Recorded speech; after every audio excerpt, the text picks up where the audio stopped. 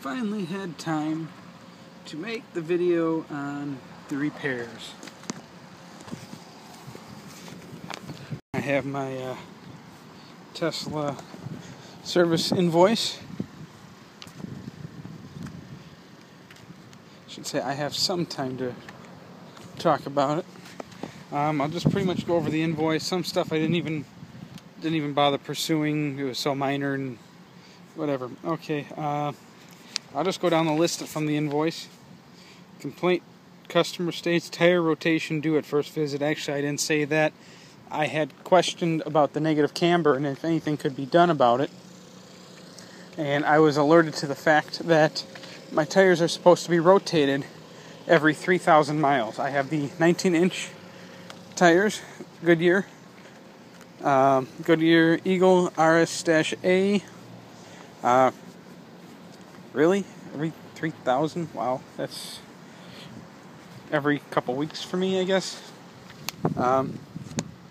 It's actually been a few weeks since I got my car back. So anyways, Goodwill Repair. They rotated them. Number 2, complaint. Customer states water ingress into frunk. Yeah. I did not talk about that on previous video. I actually noticed it when I was cleaning out the car to prepare to deliver it to the service center.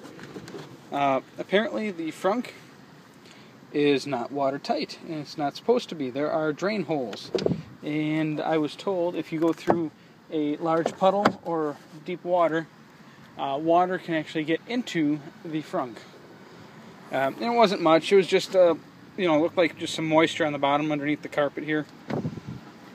But apparently there are drain holes, and that if it gets noticeably wet, just take the carpet out and let it dry. So that was a new one to me. I thought the frunk was supposed to be watertight. No big deal.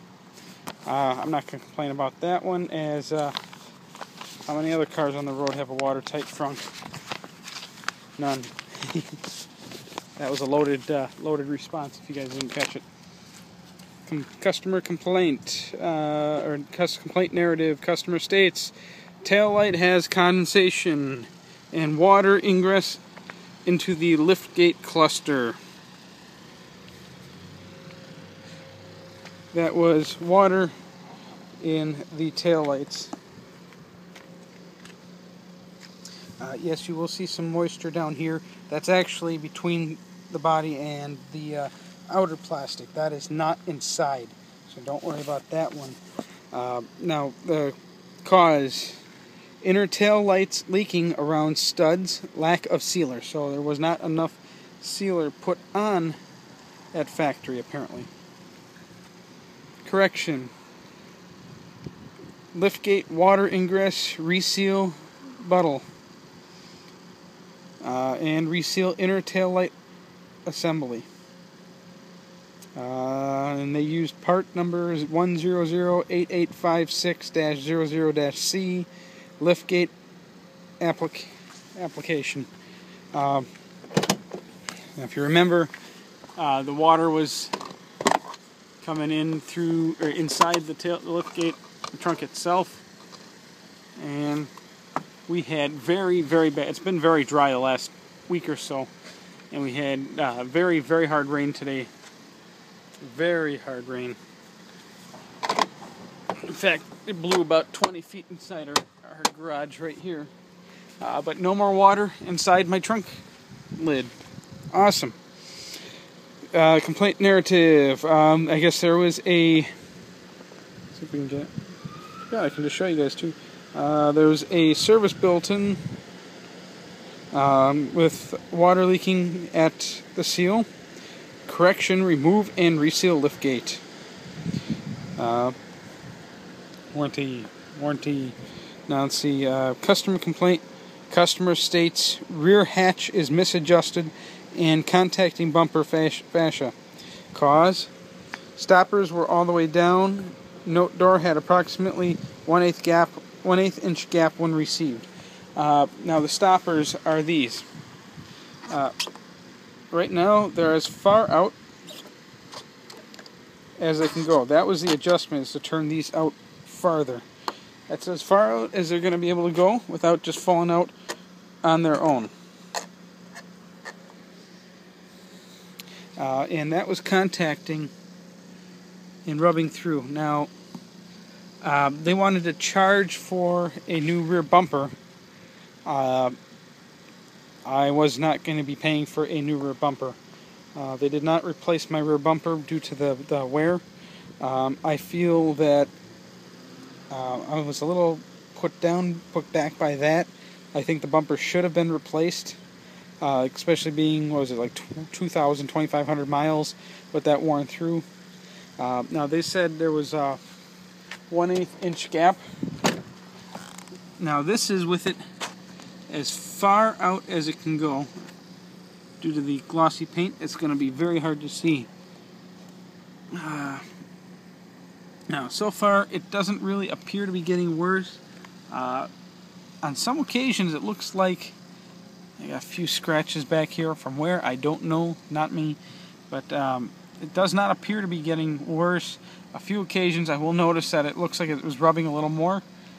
I can't see how much more that the tailgate can be raised up with these stoppers. And you got these little bumpers here. Those can be raised a little more. I'll play with those a little more later, but it does appear to be rubbing on occasion right about here. I'm almost through. I am through the clear. I'm into the regular paint now. And a little bit here. So I'm still playing with that. When I next stop at the service center, I am going to talk to them about possibly getting a new rear bumper. That shouldn't be happening on a $74,000 car. I had something similar happen to my $15,000 Nissan Cube, and they gave me a new bumper. But that's minor. Really not too concerned about that. Work at a body shop. Eventually this car is going to be getting repainted the multi-coat metallic red, as well, I like that color better. But that's eventually, not until this paint's screwed up beyond repair. So let's see, they adjusted stoppers for the rear gate.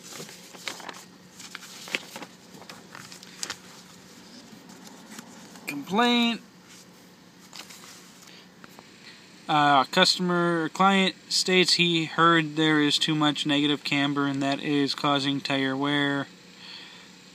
Cause, check align readings. Correction, wheel alignment, check align readings with all measurements. Front suspension and hub general diagnosis. I don't know what the settings specifically were, but they did do an alignment.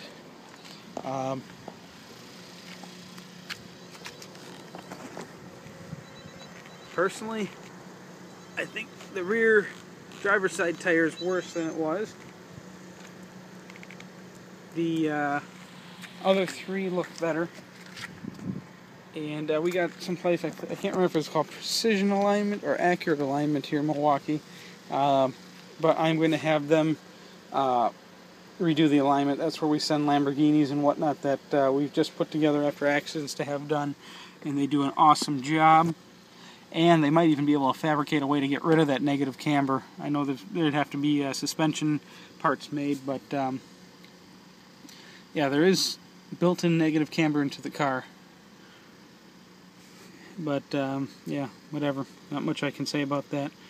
And hopefully we can figure out a way to get rid of it and make tires last more than 12 to 20,000 miles.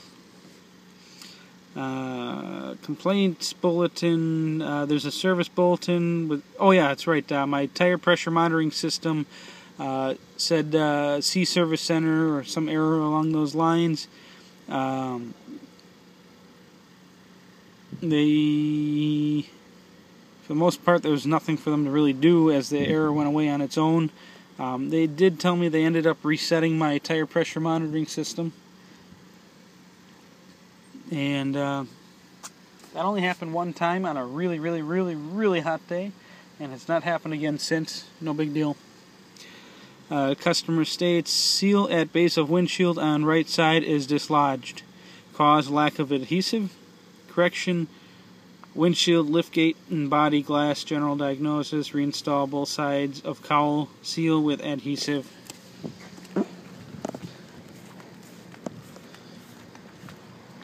It was down here. Let me pop the front.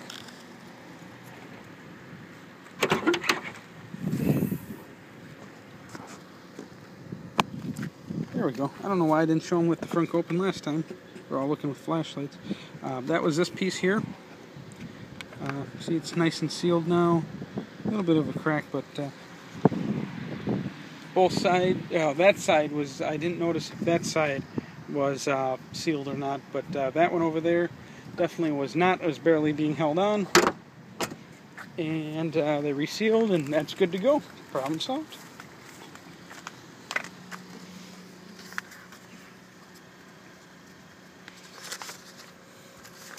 Let's see. Universal mobile connector fails to charge. Yeah, that was actually what happened was I had a problem with my universal mobile connector. I'm not sure if I did a video on that or not. I know I talked about it a bit, but I had already gotten a replacement universal mobile connector, and rather than waste a crap load of money, of Tesla's money, using a return shipping label, since I was going to the service center within a couple weeks anyways, I just kept it in the car, and when I got to the service center, I just handed it back to them. Save some money. No reason to spend more money than is needed, even though it wasn't my money. I don't like wasting anybody's money. I want to see Tesla succeed. Let's see. Now this I didn't know about. Rear window regulator reinforcement clip. It was a service bulletin. They put some reinforcement clips in the rear windows. That was, of course, no charge. Now they say Tesla Roadster loaner complaint. No, I didn't get a Roadster. They had some there. You can see that in one of my other videos. That was the Tesla Roadster that I was supposed to get, but I took the Performance Model S because I can't put two kids in a Roadster, even though my kids have been with Grandma and Grandpa, and I only had the car for 2 days. It's just the whole point of it, I guess, Although I would like to get a Roadster for a couple days. That would be kind of fun. Standard courtesy inspection, correction, vehicle inspected, upload service log, courtesy wash, $0 due. I printed this off my email, so this isn't a complete correct bit, but for the most part, everything that I had a problem with when I went in was corrected, except one little thing. Now these little marker lights, not the tail lights now, but the little markers here and here, you can see it now after the big rainstorm today. I have moisture in these little markers now, which means another loaner. Now they did something with my windows, some reinforcement clip, and now I'm having two issues.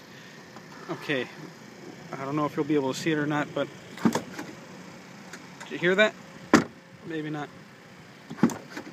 Now the problem I'm having is if you open the door too quickly, because it has to roll down to clear the chrome seal. The window doesn't roll down quick enough to clear the seal, and it hits up here. That was new. Disregard the moisture in the window. That was my fault. It was nice and sunny out, so I figured I'd roll the windows down a little bit while I was loading things into the car and getting ready to go. And out of nowhere, black cloud rolled in before I could get out of the shop. It started raining. Only a few seconds, but got just a little bit inside the driver's side. But other problem now, since I don't know, since this is plastic, it actually creaks a little bit when you press on it. So if you put your arm here and lean on it, put your arm to lean on it as you're driving. I'm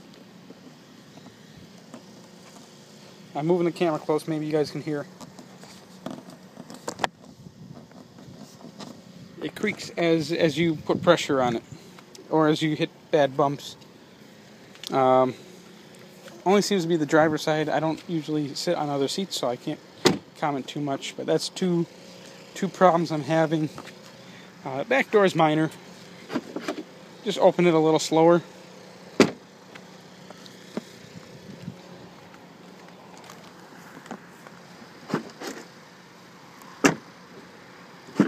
This one, fine. This one occasionally will, the driver or passenger side front occasionally will not roll down quick enough. Usually it does. And this one's creaking just a little bit. The backs are not. That's minor. I'm not too concerned about it. And see, now I'm not going to take them off and apart. I talked about it this morning on, let's see, that would be 1, 2, 3 videos before this. I did 3 videos today. This will be number 4 for the day. But now I'm having a little trouble. I had them pop in. The frunk wasn't seated quite right with the seal here, so they repopped that in. But now I'm having a problem where these panels, the 2 side ones, are loose. And that's because they used an adhesive stick-on clip onto the frame, or onto the bodywork, and they used an adhesive clip that presses into. Well, the adhesive doesn't stick any longer. So the clips are starting to pop out. It's not going to go anywhere. You can't hear it from inside, but it's still a little concerning. I'll have them take care of that next time around, or I might even come up with a better solution myself.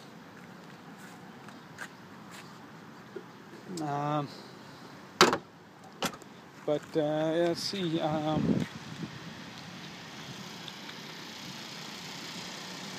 Yeah, right now, I guess the only thing that's really of major concern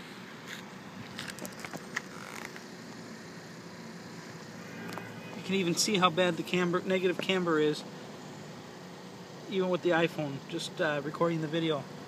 You can see how off that one is. Once we solve the tire wear issue, I really have no complaints left for this car. And I know people call me, say I nitpick. I'm trying to be fair. I nitpick. I pick out every tiny little pro and every tiny little con. I'm known for constructive criticism. Oh, that reminds me. Some paint quality issues. I pretty much solved my water spotting problem. I've been using a wax from Eagle One. It's a synthetic wax, so I guess you can't really call it a wax. Oh, I put on, I had, it's hard to see, I had paint protection applied, not by Tesla. We have a company called Blackout Window Services. They did an excellent job. I also had my rear windows lightly tinted. And does that make a difference on the temperature? I only had number 30% tint put in, so it lets in 30% of visible light. I wish I would have went darker, but I didn't want to lose too much visibility, and just that little bit helped big time. I'm going to have like 50% put in the front, maybe a little lighter than that, whatever the legal maximum is in Wisconsin, which isn't very, very bad, but just to keep the look, because you can see clear in the front, but the backs are, you can't.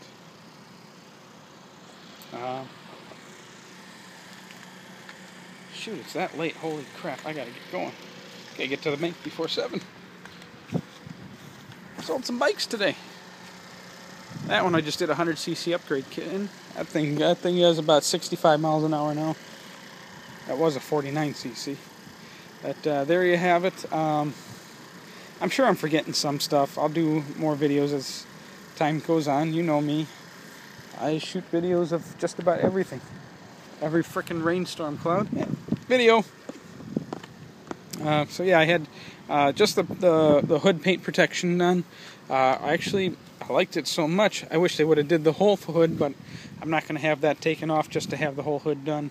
I figure in a couple years what I saved buying the car without the multi-coat red, I'll I'll just repaint it, multi-coat red myself. And there we go. Oh yeah, water spotting problem. Eagle One synthetic wax works great. I'll shoot a video this weekend of it or something, or somehow tell you guys what I've been using. And then as a touch-up, Eagle One has just a quick detail spray that you use with a microfiber cloth, and that works great in between washes. And yes, I have decreased my wash regimen, so I don't wash it every day anymore, and I never did, but like twice a week now.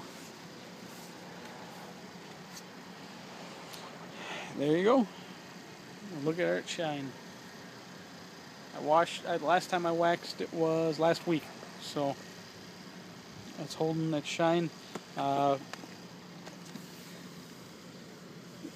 Look at the water spots. Pretty much no problem with water spots now. And that's part of the reason why I washed it and waxed it so many times. Is you got to find the right wax for the right paint. Sounds stupid. I'm probably going to get called out on that, but it's how it works.